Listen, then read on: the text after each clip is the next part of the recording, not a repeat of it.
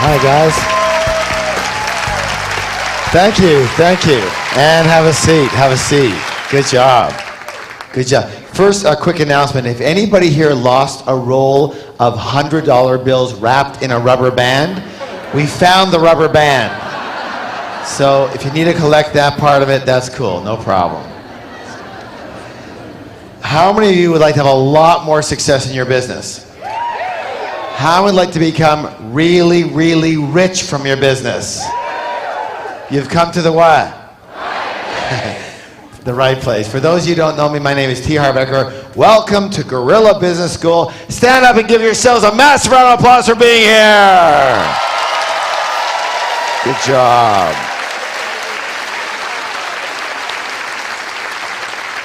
No, you have to understand, I completely appreciate you being here. Totally appreciate it. I'm going to make a bold statement. Do you want to hear it? At the beginning, I totally appreciate you being here, but by the end of this, I have a strong suspicion you're going to appreciate you being here. I really do. How do I know that? Anybody know? How do I know that? Yeah, we just did this program on the other side of the country, and man, is it... It's so hot. It's so good. I was blown away myself. No, really, it is a really, really amazing program. And the people were so thankful from the first day on over in Orlando. And we came from all over the East Coast. We had people from everywhere also. But boy, oh boy, this is a treat. It's a blessing for us to be here. I really believe you're going to say the same thing yourself. Yes or yes? All right, are you ready though? Yeah. All righty, okay. So, let's see who's here from the standpoint of business. How many of you, raise your hand if you happen to be in your own business on a full-time basis? Where are you? Okay, good.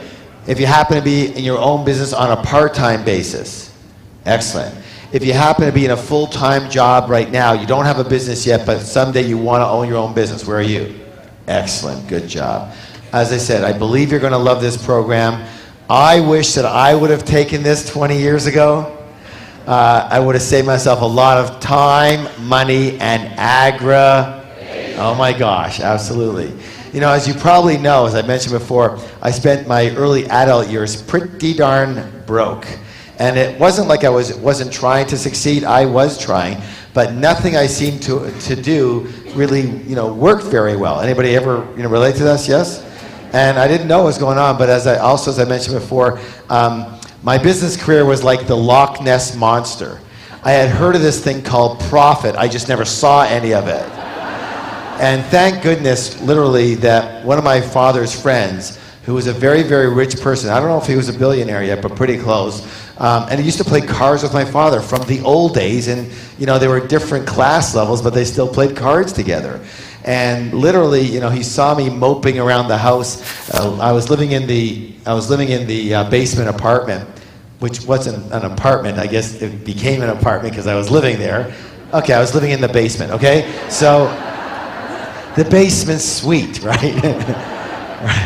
And on a pull-out couch in my parents' home because I had lost my money again, and literally.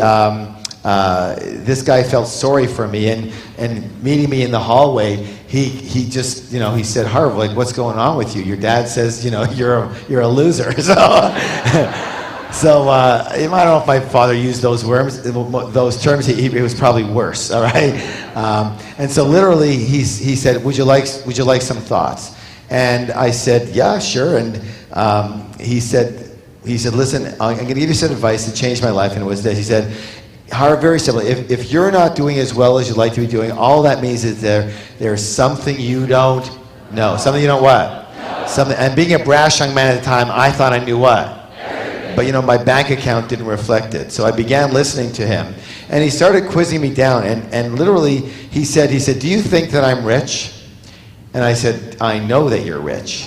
And he said, do you think I'm the only rich person on the planet? And I said, no. I said, there's thousands of rich people on the planet. He said, let me correct you.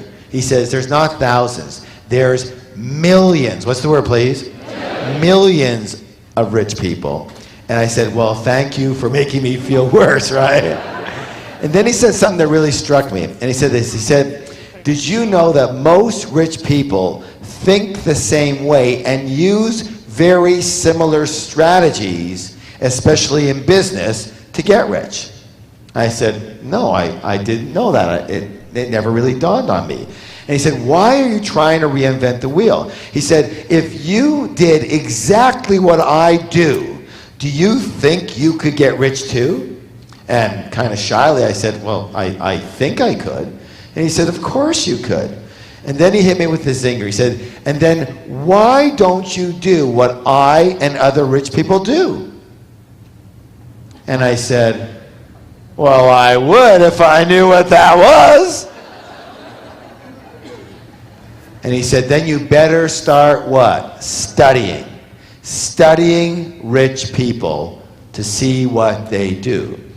And with that began my new life, literally, because I was doing so poorly anyways. There wasn't anywhere to go down. And so, I wasn't bankrupt or anything. I just, again, had no more money. Again, the old, how much do you have in the bank? Is it over $100 yet? Anybody relate to this? Yes? And literally, it was at that stage where I had to watch what I was eating for lunch. Is the sandwich, in those days, if the sandwich was more than $4, I wasn't buying it. You know what I'm saying? It was not a good situation. And so literally I began studying rich people, specifically rich, what kind of people? Business people. What kind? Because that's how I wanted to make it in. And it was true. I did that for 6 months. I said, I will take 6 months and do this because everything else isn't working. And for 6 months to the day, I went to school on it. And I discovered very, very quickly that there were several very specific strategies that rich people had in common when it came to business. Yes? And especially with this fellow's help, he became kind of a little bit of a mentor and kind of kept me in the right direction, kept guiding me.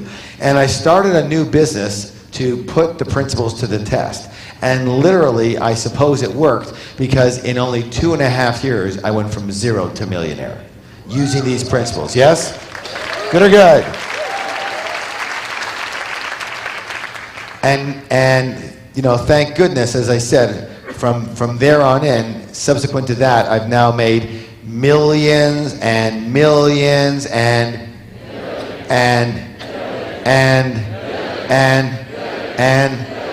keep on going for a while. From the same principles. And so it's my honor, my what? Honor. To be able to share these principles with you this week. Good or good? Are you excited? Are you excited? All right. All right. So turn my life around, and I'm very, very happy to be able to do that for you, hopefully. So before we go on, I want to remind you of the 2 rules we have in all of our seminars. The first rule is this: don't believe a word I say. Thank you. Now, why would I suggest that? That's right. Whose experience can I come from? Just my experience, all right? We'll have to test your experience out. All I can ask of you is, would you be willing to be open? What's the word? Open. And try the principles out in whose life? In your life. Whatever works for you, keep on what? Doing. Whatever doesn't work, you're welcome to what? Raise your hand if you're willing to be open for the next week or so. Okay. Anybody not? We'll see. As for rule number 2, again, if you're going to spend your precious time here, how would you like to get the most out of this week? How would you like to learn faster? Remember more of what you learn. Research shows the key to that is what? Who can tell me? Yes, participation, involvement. Excellent. Very good. So, how many of you are willing to participate at 100%? Excellent. Anybody not? Will? And again, just for the record, how many of you wouldn't raise your hand no matter what I ask you? Come on, where are you? All right, we got a couple of you right now, one time. All right. I'm going to say this right now. Don't even think, don't even what? Don't even think of missing any part of this program or leaving early. One of the biggest differences between rich people, especially in business, and poor or middle class one, is that rich people in all ways and form do this. This is a huge principle that most people have a problem with. What's the word, please? I can't hear you, please. Tell somebody else, please. Thank you. They complete what they what? What they start. And most people don't do that. Rich people finish their projects. They actually bring those projects and businesses to full fruition. Full what? Full fruition. It's common sense. I mean, take a look at this and see if this makes any sense to you. Because, let me put it this way. Suppose that's the finish line, and you don't complete. How on earth can you possibly win? It's impossible. It's impossible. You cannot win if you don't get to the finish line. Yes or yes? And you know what? Let me say this right now. In my experience, in my what? I would say not 20, not 30, not 40, not 50, not 60, but a full 70% of the people out there, which my guess means in here, that's their number one problem, right there. They've got a good idea, they even get started, but they never take it to full fruition. They get sidetracked along the, and start something else that they take to here this time.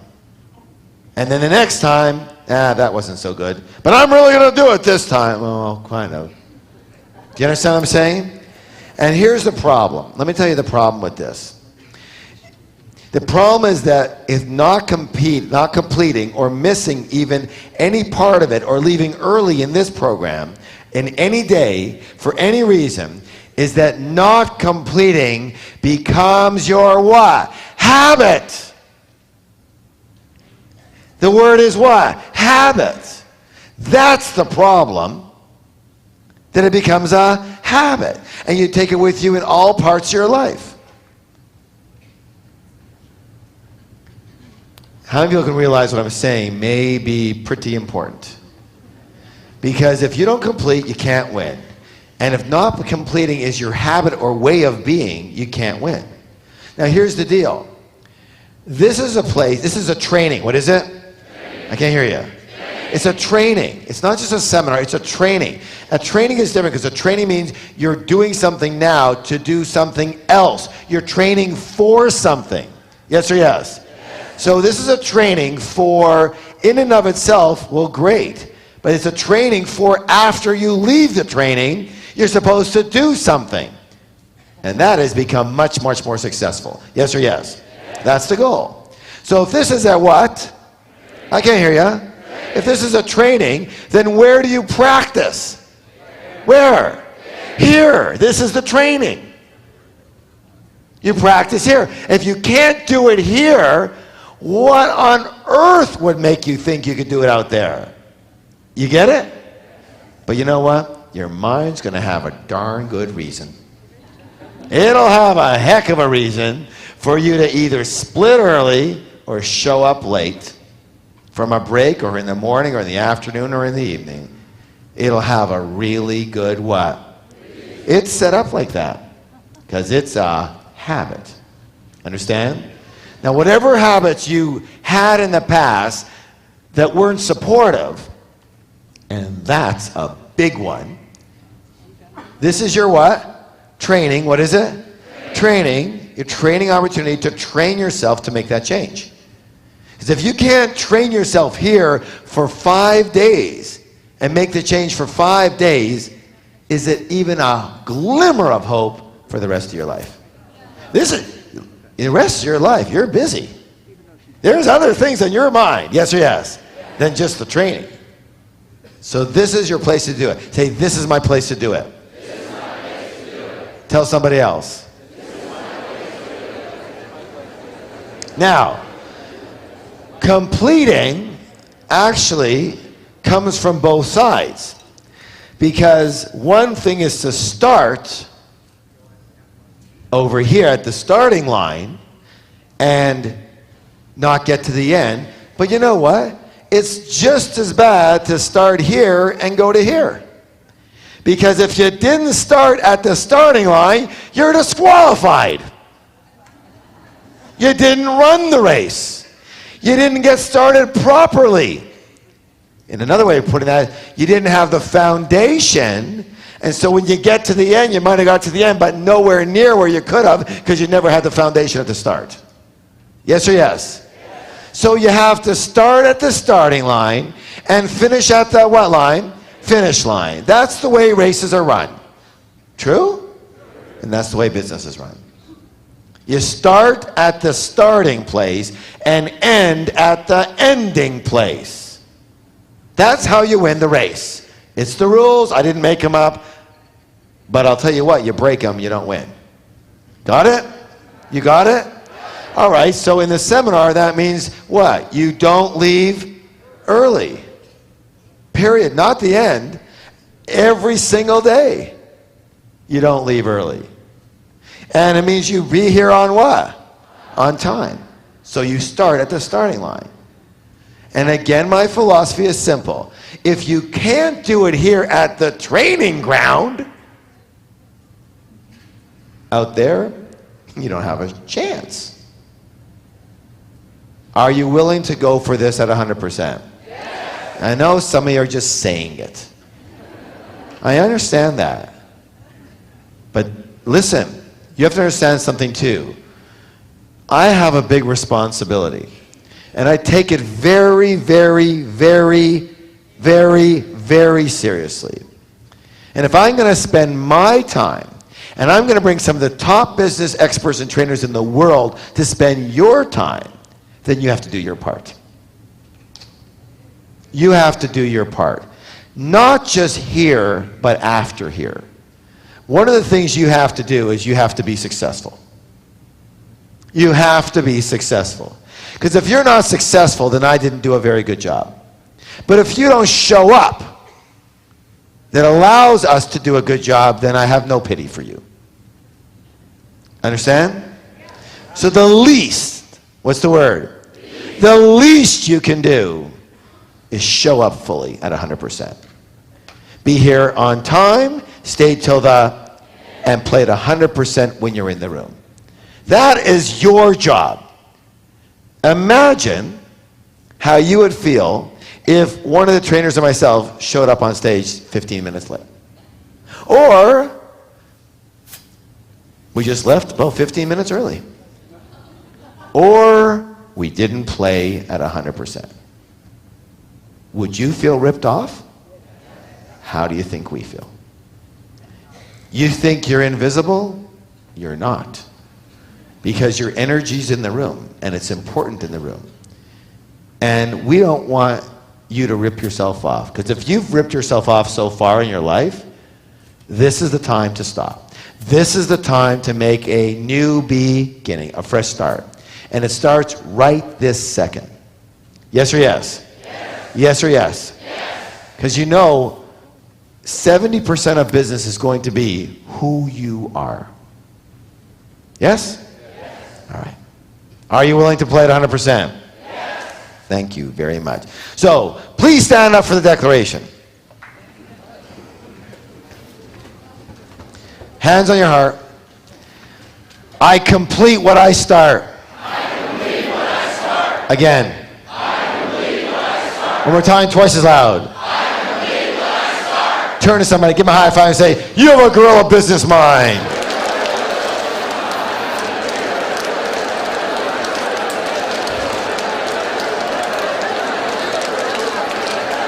And have a seat.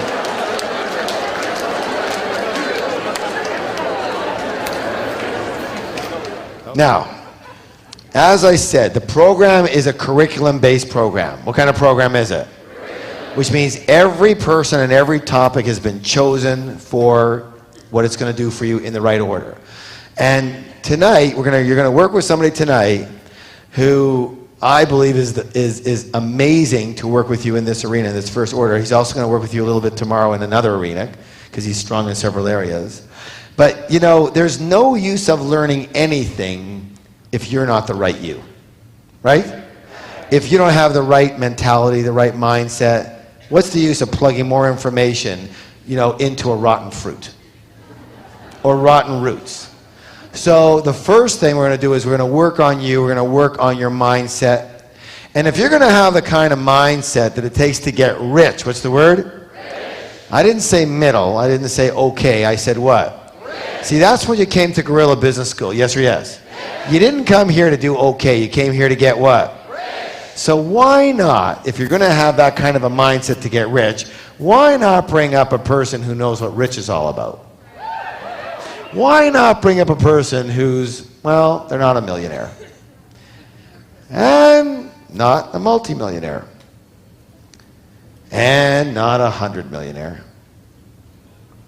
What if we actually brought up someone who had been a billionaire?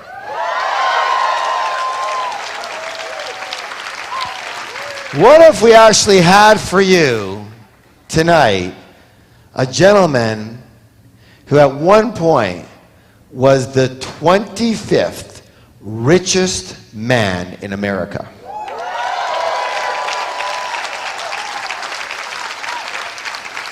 I don't want to steal his thunder, but we had dinner tonight together, and I'll tell you what, when he said this, I dropped my jaws, because I don't get impressed too easy, but when he was telling me that he was earning $500,000 a day, I was impressed. $500,000 a That's serious stuff. I like that. Anyways, we're going to show a DVD that he's got prepared so you can get to know who he is. All right? Are you ready? Yeah. You're not ready. Are you ready? Yeah. All right. Let's see the DVD. Bill Bartman is the leading authority on entrepreneurship in America. He's created 7 successful businesses in 7 different industries, including a 3,900-employee, $3.5 billion international company that he started from his kitchen table with a $13,000 loan. Bill Bartman has been named National Entrepreneur of the Year by NASDAQ, USA Today, Merrill Lynch, and the Kauffman Foundation. He's been inducted into the Entrepreneurs Hall of Fame and named as one of the top 100 entrepreneurs of the last 100 years by the Kauffman Center for Entrepreneurial Leadership. Bill's successes have been the subject of more than 470 news articles in publications like Forbes, Fortune, Business Week, Inc., People, Wall Street Journal, and USA Today. Bill's management techniques have been published in 6 different books and are still taught today in colleges and universities. Bill has been awarded a permanent place in the Smithsonian Institute's National Museum of American History. He's also been awarded the American Academy of Achievement's Golden Plate Award, an award previously bestowed upon 5 U.S. presidents and 3 Nobel Prize winners. Bill Bartman has addressed a joint session of the House and Senate, given presentations to world leaders, Nobel Prize winners, movie stars, and CEOs of some of the world's largest and most profitable corporations, including Federal Express Chairman Fred Smith, Dick Cheney, Colin Powell, Morgan Freeman, and movie mogul James Cameron. He's been invited to speak at some of the leading business schools in the United States, including Wharton, Harvard, University of Michigan, University of Virginia, University of Oklahoma, and Baylor. Bill Bartman, changing failure to success, changing lives, inspiring people to fulfill their dreams.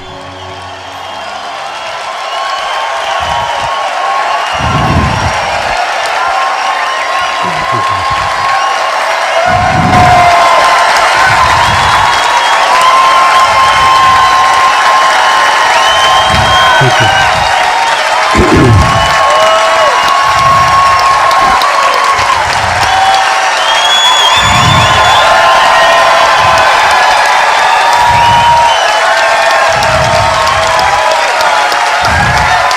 Okay.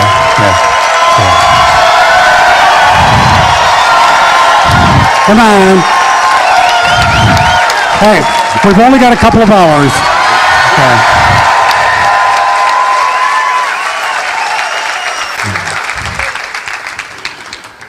Yeah. Thanks, Harv. Would it be too late for me to ask you to lower your expectations? Now, that's a great intro. Well, at least my mom thinks it's a great intro. But it has a real drawback, and that is that after people watch that for a minute and a half, they then expect me to walk out here and be 8 foot tall and 350 pounds and able to leap tall buildings in a single bound and have a big red S on my chest. And as you can see, none of the above. So let me do the best I can in the next couple of hours. And what I'd like to start with is to congratulate you. Congratulate you for being different than 90% of the people on the face of the planet Earth. Right now, tonight, 90% of the people are at home drinking beer, watching TV. And hopefully, during the next 2 hours, you're not going to wish you were one of them. And some of you guys, I saw you drinking beer earlier, so we're going to meet you back up there later, so that's okay.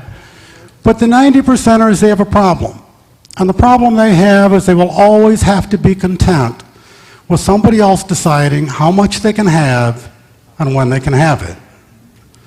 Us, the 10%ers, you and me, we would never be content with that. We would never be satisfied with letting somebody else tell us what we're worth. Never let somebody else tell us how much we could have and when we can have it. Because certainly nobody would have wanted to give me $500,000 a day, right? And the same is true for you. And by being here tonight, you've demonstrated that you are part of that 10%. You've demonstrated you're willing to put some skin in the game. You've demonstrated that your valuable time and your energy and your effort and your resources and your money are all at play. That you're willing to do whatever it takes to get to where it is you know you deserve to be. Am I right? Yes. Okay. Then stand up and give yourself and each other a standing ovation. Yeah.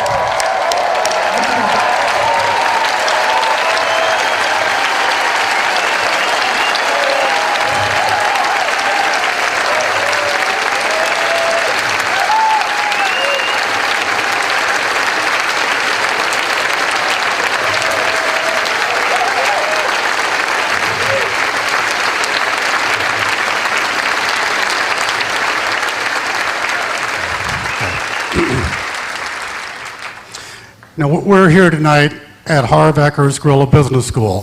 So if any of you think you're at an Amway convention, that's 2 doors down and to the left. And for all of those people, I have some good news and bad news.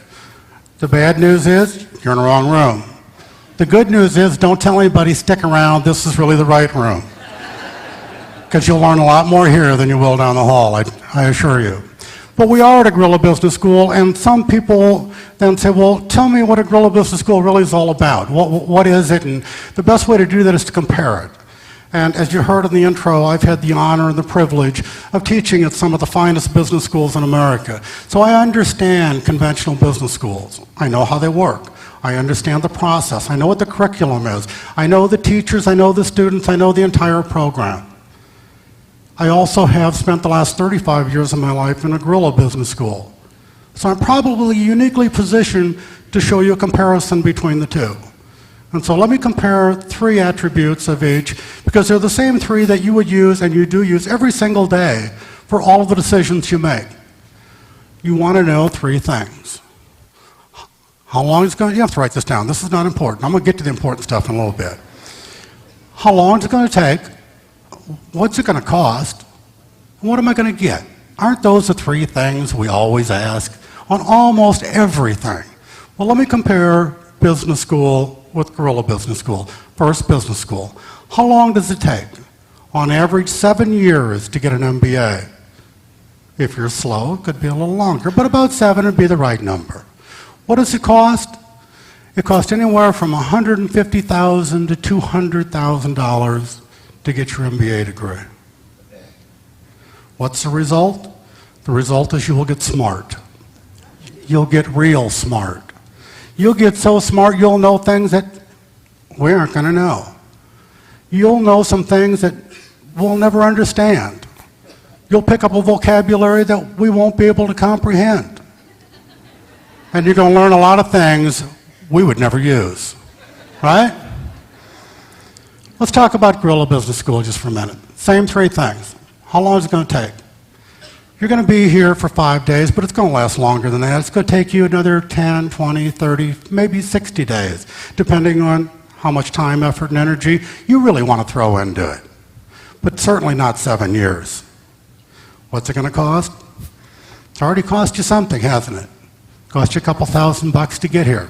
It's going to cost you a couple $1,000 easy, more, because that's just the way it works. You're going to hear people that you want some more of. You're going to want to take them home in a fashion, either in their materials or their books or their workbooks or the CDs, DVDs, their coaching, or whatever it is they're going to offer you, and I suggest you take advantage of that opportunity. And what are you going to get? Remember we said they were going to get smart. You're going to get something else. And when we described them, we said you could sum it all up in one word. They were going to get the word smart. So when most of us think of most of them, we would all use that one word, because it would be a very appropriate description. They too have a word for you.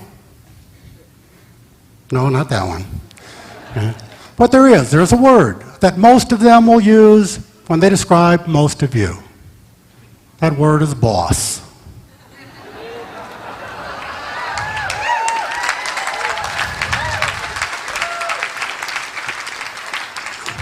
As sure as I'm standing here, more of you will employ more of them than ever the other way around. Now, isn't that really what we're looking to do? We didn't come to get smart. Yeah, it'd be good if we learned some things. We didn't come to get an intellectual degree. Yeah, it'd be nice if we had one. They're not bad. I have a couple. They're okay. But they don't pay the rent. They won't buy you anything. What is important is to learn some skills that will buy you something. And Harvecker has put on a unique curriculum. You're going to hear me talk more about it tomorrow, but I've never done this for anybody else ever. Period.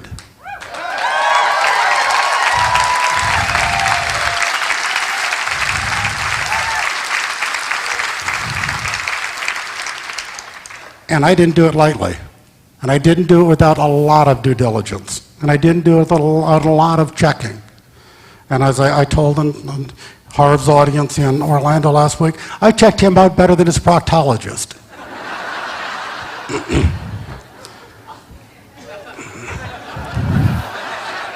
Where do you go after that, right? This is a unique program. And trust me, guys, I have gray hair and I'm old. I've been around. I've seen a lot of things.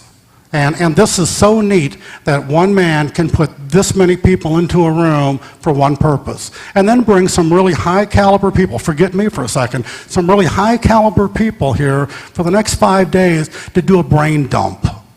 They're going to give you their heart and their soul. They're going to tell you everything they know. They're going to hold nothing back. They're going to give it to you.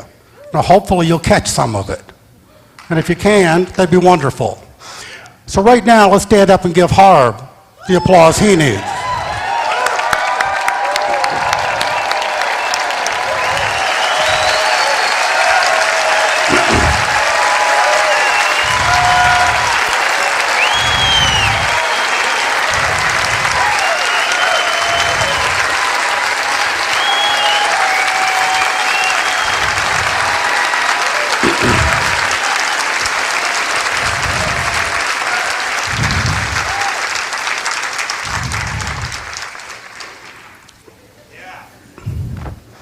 Okay, now we're ready. Everybody got some applause. Harv got some, I got some, you got some. Life is good, okay. They say that we learn more from our mistakes than we learn from our successes. I want you to know my wife doesn't believe that. No. Now, Kathy has said, Bill, and you ever notice when your wife's talking to you, she gets that pointy finger out? And she says, Bill, if you had learned from all of your mistakes, you'd be a lot smarter by now. Kathy is a smart lady, and she and I have now been married for 32 years. And the clap out and the applause is for her, trust me. No, I just look stupid. I'm really not. I married up. Kathy and I have not really been married for 32 years. I lied a little bit. It's 32 years, 7 months, and 13 days. Now, why do I know that? because she is the most important person in my entire life, period. So all of the other things aside, the first secret of success, get somebody. Get somebody.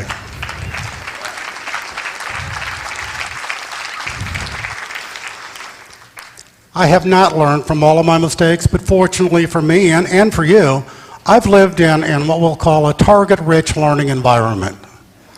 In other words, I've made hundreds and hundreds of mistakes. I've made so many mistakes that even if you are as stupid as I am, you do get the chance to learn. And I have learned from some of them. And I've learned one thing that I'm going to share with you tonight. And it's the most important thing that I've ever learned in my 57 years. I've learned the secret of success. Now, the secret of success is like all great truths. It's elegantly simple. We tend to make things so complex and complicated, and if they don't have 62 letters in it somewhere, we think it's not really good enough. But in life, the simple truths, the real truths, the great truths are elegantly simple. And take gravity as an example. Sir Isaac Newton sees an apple fall from a tree. He connects two dots. We have a thing called gravity that now rules essentially our entire universe. But for 10,000 years before Sir Isaac Newton, apples fell from trees. And all they thought of was applesauce. So it is too with the secret of success. It's elegantly simple. When I tell you, you go, I knew that. Well, all the people watching Sir Isaac watch an apple fall from the tree said, I knew that. But they forgot to do something about it. So let me tell you what it is, and it's really very, very simple. In order to be successful, you have to take risk. But most people are afraid to take risk because they're afraid they will fail. Most people are afraid they will fail because they worry about what other people think about them. And most people worry about what other people think about them because they suffer from low self-esteem. So the secret to success is to find a way to raise or increase your self-esteem, because if you could raise or increase your self-esteem, you'd be less concerned with what other people think about you. If you're less concerned with what other people think about you, you'd be less afraid of failing. And if you're less afraid of failing, you'd be more willing to take risk. And if you're more willing to take risk, you mathematically and exponentially increase your likelihood of success. See how simple all that is? And you can test my theory in your own life. Right now, think of the person that you would have in your head that you think is successful. Everybody in this room knows somebody that's successful, according to your own definition. Think of that person just for a second. And now ask yourself one question. Do you think that person has high self-esteem or low self-esteem? And I don't have to poll you. I know the answer. That person has high self-esteem. Yes, there can be some anecdotal exceptions. There can be somebody who married rich. That doesn't last long. There could be the situation where maybe some rich relative died. That doesn't happen very often. Or you could even be one of those people that win the lottery. But you and I know within a relatively brief period of time, those people are going to be right back in the same mobile home park. Because that's just the way it is. Now, I'm not speaking ill of them. I'm just telling it like it is. You're going to come to know in the next couple of hours tonight and tomorrow. I'm not going to hold back, and I'm not very politically correct.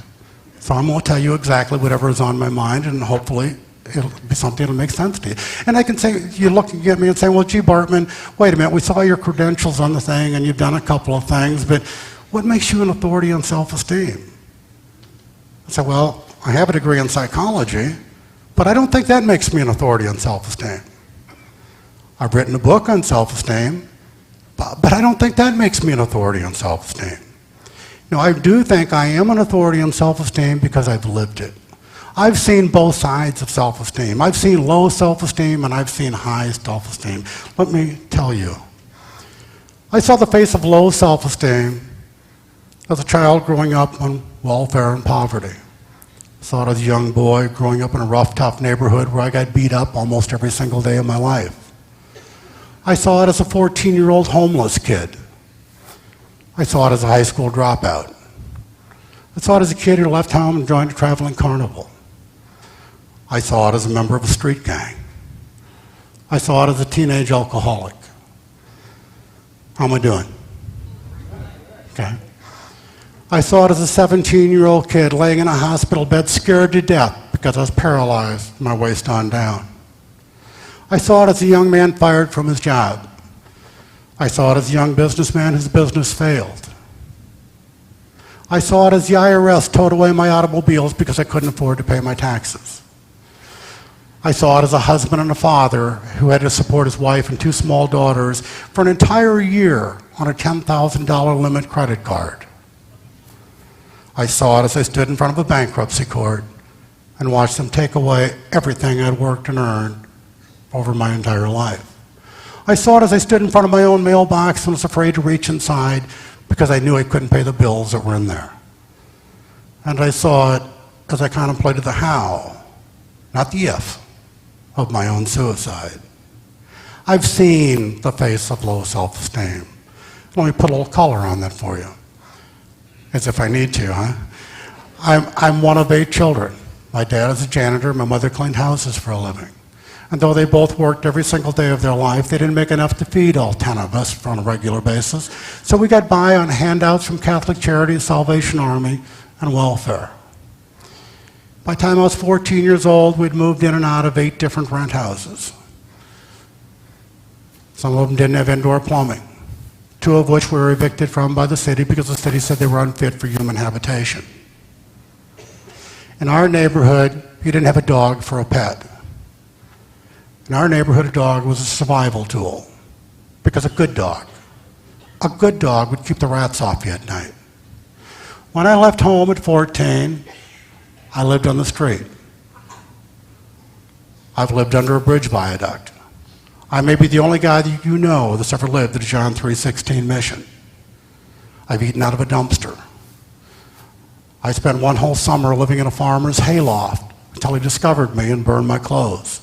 So at 14, I left that life and joined the traveling carnival. And for the next 2 years, I traveled the United States alone. Now, I learned a lot of things in those 2 years, most of which we can't talk about in polite company. But if you want to get me alone later, there's some really great stories out there. And after 2 years of being a carny, I decided to upgrade when I joined a street gang. I joined a gang called the Manor Boys. They took their name after the abandoned building that we lived in. And there were 40 of us all together, and at 16, I was the youngest one of the bunch. Now, over the next couple of years, I know we broke all the commandments, and I'm pretty sure we broke most of the laws. Some of the Manor Boys died. Some went to prison. Some committed suicide. None of them joined the priesthood. So when you're a carny and you're a high school, when you've gone through the situation I've just gone through, going to school is not important. And it wasn't important to me. I didn't go to school any more often than I had to. In fact, I didn't go to school any more often than when the truant officer would catch me, and he wasn't that good. He didn't catch me that often. I spent 5.5 years in high school, and I never graduated. When I was a junior the second time, I was reading at the 5th grade level. I remember once I got put into a remedial reading program. I didn't know what the word remedial meant, so I thought I got promoted. I went and told my friends. They congratulated me because they didn't know either. When I was 17, I decided that I was going to join the U.S. Marine Corps. Made perfect sense. Homeless, high school dropout, carny, logical progression, right? They rejected me. Said I couldn't hear in this ear, and I was deaf in this one. So I wear a hearing aid in each, and if we get a chance to talk over the next couple of days, and I hope we do, and I would welcome the opportunity, if at any point during the conversation I give you that Ray Charles impersonation, that means I can't hear a damn thing you just said. So you're going to have to ratchet it up a little bit. So yes, I have seen the face of low self-esteem, but I've also seen the face of high self-esteem. I saw the face of high self-esteem as I was able to go from that life of welfare and poverty to become the 25th wealthiest person in America. I saw it as I was able to go from that homeless kid to where Kathy and I can now live in a 12,000 square foot home. Now that's the secret to a long marriage. Get a big house. I mean, there are days we just don't even see each other.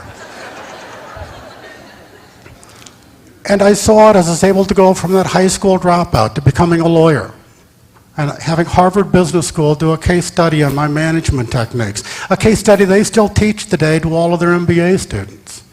And I saw it as I went from that kid working at a traveling carnival to being named the National Entrepreneur of the Year, and then being inducted into the Entrepreneur Hall of Fame, and then being named one of the top 100 entrepreneurs in America for the last 100 years.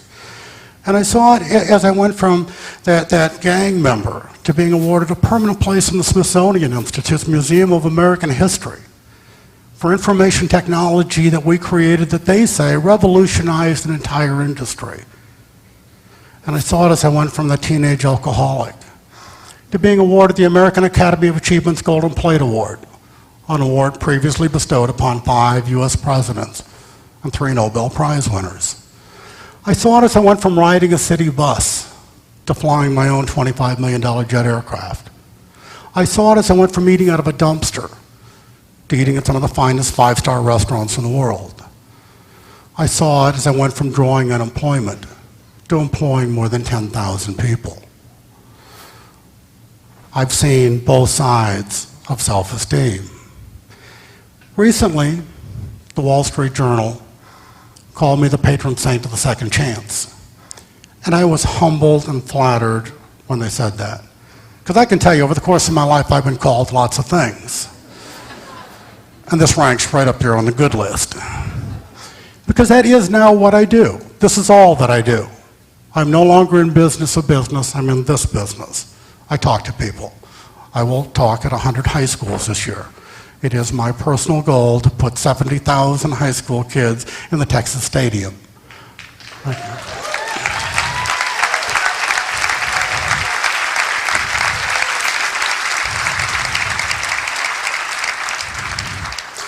I want to do that not just because nobody else has ever done that, because I want to do that because it's the right thing to do. I want to do that to talk to them about self-respect and self-esteem and peer pressure and teen suicide and gang involvement and drugs and stuff I know a lot about. And maybe coming from me, because I'm from out of town, maybe it'll make more difference than when it comes from you. Because isn't that really the way it works? You know, if you're up here, you're an expert. If you're down there, you're not. That isn't true, but that's the way people think. So I do spend my time now working with people, trying to give them the second chance that I had. And I had 100 second chances. You've only heard a few of them. I could make the list a lot longer, but it would just bore you, I'm sure. So instead, what I do now is I work with people on two counts, if you will, or 2 ways. I show them how to raise their self-esteem, because I know how. And again, it's not because I'm so smart, it's just that I figured it out. And then I show people how to set and achieve goals. Because I've come to learn also that unless you can do both of those things, you cannot make it in the world. It does you no good to learn how to set and achieve goals if you have low self-esteem. You will just screw it up. It does you no good to have high self-esteem if you don't know what to do with it. But when you have both of them, then all of a sudden everything is in balance. Because I'm not any smarter now than I was when I was a high school dropout. The size of my brain did not increase. My intellect did not get any better. But I learned some things. I learned how to raise my self-esteem, and I learned how to set goals. And so the first part of this, and what I want to do tonight, is talk to you about raising your self-esteem. And it's going to be really hard to cram all this into a relatively brief period of time, but I'm going to do the best I can. And because you already know I have pretty high self-esteem, I think I can. So here we go. The first thing you have to know about self-esteem is you have to forget everything everybody else told you. They lied. The 90%ers defined self-esteem. What they did is wanted to make sure that they didn't feel bad when you succeeded. So they lowered the bar. Think of where self-esteem is in our school system today. It's all about not making Johnny feel bad because Johnny's stupid. Johnny should read a book. And I get to say that. So what they've done is they've taken all the good out of self-esteem, and they just focus on the lowest common denominator. So when people hear the word self-esteem, that's the image they have in their head. They have bastardized a word. Now, I don't know who they are, and I can't go slap the hell out of them. So instead, we're just going to sneak up on them. We're going to change the word. All right? I want you to think about it as your survival instinct, because you know what a survival instinct is. We all do. We know that intuitively. A survival instinct is something that keeps you from doing things that are harmful to you, right? That's all it is. You don't need any big words, don't need a bunch of biology, don't need a bunch of physiology. I don't have to sit here and draw you a little schematic of the brain. I don't have to tell you about axons and dendrites and myelin sheaths and neurons and synapses. There, I just told you all about them. That's all you need to know, that they're there, that they exist. You're not going to do brain surgery, so you don't need to know any more than that. You're going to do business stuff. So you just need to know how the process works. Not all the mechanical crap. You're not going to do surgery. You're just going to get rich, right? Okay. Here's how it works. If your survival instinct says, I'm not going to let you do anything that's harmful to you, you'd say, I accept that. And I think you all do accept that. So right now, from where you're sitting, I want you to do just a little experiment. In fact, you might have to stand up. Let's all stand up and do it. No, we're not going to dance or any of that kind of stuff. And all you people who are right-handed, take your right hand and make a fist. Now, you people who are left-handed, take your left hand and make a fist. Now, you know who you are. So don't cheat, okay? Now, take your opposite hand and hit it as hard as you can. Now, hit it. Hit it hard. Hit it as hard as you can. And I want you to remember how hard you can hit, and how much power you have, and how much force you have, and how strong you are, and how hard you can hit. Now stop. Put your palm down. Keep your fist up. Hit yourself in the nose. You cannot do it, not because you are incapable of doing it, not because you don't have the physical capacity to do it, but because your survival instinct will not let you do something that is harmful to you. Is failure harmful to you? Absolutely it is, and your brain knows that. And so it's not going to let you fail. And you say, oh, isn't that wonderful? Then we will all be successes. No, it doesn't quite work that way. It won't let you do something harmful. So before you start, when you were punching your hand, it said, okay, that won't hurt much. I'll let them do that. And then you said, I'm going to punch yourself in the nose. And it said, you idiot, we're not doing that. So too it is when you start something. When Harv talked about going to the finish line, this is a classic example. Because there's only two choices. You either get to the end or you don't. So when you're thinking about it, and your brain is saying, do I support it or do I stop it? It supported this. It lets you do it. It wouldn't let you do this. So if your brain, not mine, yours, thinks you can do something, it'll let you do it. Right? If it thinks you can't, it won't. Now you know why you don't complete. Because your brain thinks you can't. And the way to avoid harm is to not let you fail. Remember, it's not going to let you fail. Failing's harmful. And there's only two ways it can make you not fail. You win or not finish. Because not finishing is different than failing. If you don't finish, well, then you just quit. Well, you had a reason, you had an excuse, you had a rationalization, you thought of something better to do with your time, you changed your mind, it wasn't that good anyhow, and they lied to you about something, and it must be somebody else's fault. Pick the one you like. What your brain has just done is said, I don't think you can do it, and you've started. Oh crap. I got to find a way for you not to fail. And I know you can't really do it, so that isn't the way. I'm not going to let you go forward, because if I let you go forward, you will fail. So I've got to stop you from failing. And the easiest way to stop you from failing is not let you finish, because not winning is not failing. Too many negatives in that sentence, but I think you got exactly what I just said. I mean, you can run a marathon and decide to pull up because your hamstring hurt, right? And you say, gee, I didn't win, but I didn't lose. I had a hamstring problem. I couldn't run. And people go, oh. Now, isn't that the way it works? So let me tell you a little bit about self-esteem. Self-esteem is our internal view of our capabilities to do anything. And the anything is anything. Before we begin any function, our brain has already asked and answered in a nanosecond, does it think we're capable of doing it? And then it makes that decision of, yes, I'm going to support you, or no, I'm going to sabotage you. Now, it formulates that information, in its opinion, on the information that is quickly retrievable. Not all the information that's available, just the information that's quickly retrievable. You say, well, why doesn't it use all the information? Wouldn't that be more fair? Well, shouldn't it look at all of the things I've ever done, all of my experiences? And yes, that would be so fair, but that's not the way the brain works. The brain receives too much information, so much information that it has to prioritize what it will quickly retrieve. The rest of it's still there, it's just not capable of being quickly retrieved. And by way of example, there's a recent study done by Harvard Medical School that there is more information in one edition of the New York Times daily newspaper than a person living in the 17th century would have encountered during their entire lifetime.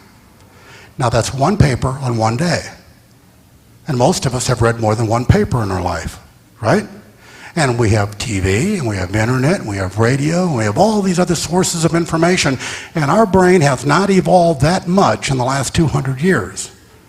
I'm here to tell you, we're a little smarter, but not much. So your brain is getting just scud missiles coming in from every direction, all these things being pounded in, and it's got to immediately sort it all out and decide what's important and what's not important. And the stuff that it thinks you tell it is important, it puts right up here in the front.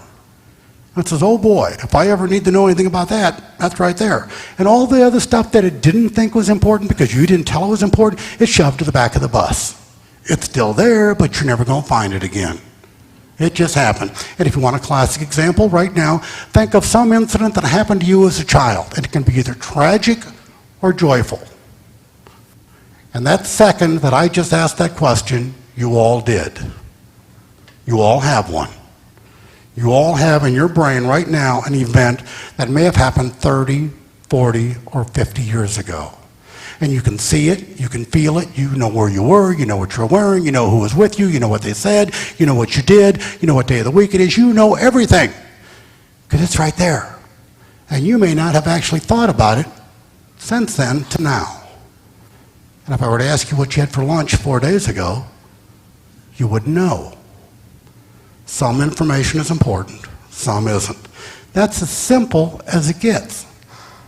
So what we have to do is find our way then to process that information. Well, what information are we looking at? Well, we're looking at information that we have deemed to be important. And we get to decide what's important. We're the arbiter. You decided for you, I decided for me, you decided for you. Everybody here made their own decision based on the way we grew up, based on the training and the teaching we had. Sadly, they taught us something really, really bad. They taught us that we should be modest, not honest. Now think about it. If I were to ask everybody in this room one at a time and say, which is more important, honesty or modesty, every one of you would tell me honesty. You would tell me that. Because every time I do it, that's exactly what everybody tells me. But what do we really do? The opposite. Why do we do it? Because that's what we were taught. That's what society teaches us. That's what they teach us in school. That's just the way life is these days. When we succeed, when we accomplish, when we achieve, when we do something great and wonderful, they say, no, don't brag. Be modest. Don't make a big deal out of it. And then they teach us we're supposed to say stupid things. Like, oh, shucks, it was nothing. Or, gee golly, anybody could have done it. Every one of you have had a compliment from one of your co-employees that you blew off. You shoved it to the back of the bus. Now, what have you done with the opposite? When you screw up, when you fail, when you make a mistake and you do something wrong, you know where that's going. That's going in the front, isn't it? Because society tells us we're supposed to make a big damn deal out of those things. We're supposed to be embarrassed, we're supposed to be ashamed, we're supposed to be subject to ridicule, we're supposed to remember it so we never do it again. And then, by God, they got to go tell everybody that you did it. Because that's just the way it is. Now, I wouldn't have a problem with that, and in fact, I'd be okay, because I don't think we're supposed to be in denial. I don't think we're supposed to, forget that we did some screw-ups. But I think if we have to remember all the crap we've ever done in our life because they're making us, shouldn't we be allowed to remember all the good stuff we've done? Yeah, of course. And that's all it takes to raise your self-esteem. I didn't quit being a gang member because I got religion. I got self-esteem. I didn't quit being an alcoholic because I wanted to join AA. I didn't. I changed. I said, I don't want to do that anymore. I didn't deny my negative. I didn't say, oh boy, I've never done a bad thing. My God, I've done bad things. I've done so many bad things, never mind, you don't want to know. But I've done a couple of good things, and all I've ever done is balanced. Just balanced. And then when your brain has to ask and answer this very question, do you think you can complete whatever it is you're now challenging yourself to go do, the answer will be much more likely to be yes, rather than hell no. Does that make sense to you? It is so simple. And the way to do it is equally simple. And you thought it was going to be complicated, didn't you? It's not. You all have notepads and you have paper in front of you. There's a little drill we're going to do right now. And I have never asked anybody to do something I don't personally do. I'm going to ask you to write down a list that we're going to call notable accomplishments. These are things that are important in your life. These are things that you did. These are the good things in your life. These are the things that and good things is not winning a Nobel Prize. Good thing is making somebody smile, making somebody proud, feeling good about who you are, feeling good about something that happened, feeling good about something you accomplished. It could be catching a ball or whatever it is. It makes no difference what it is. You can say, well, gee, that's not very important. That's not a big deal.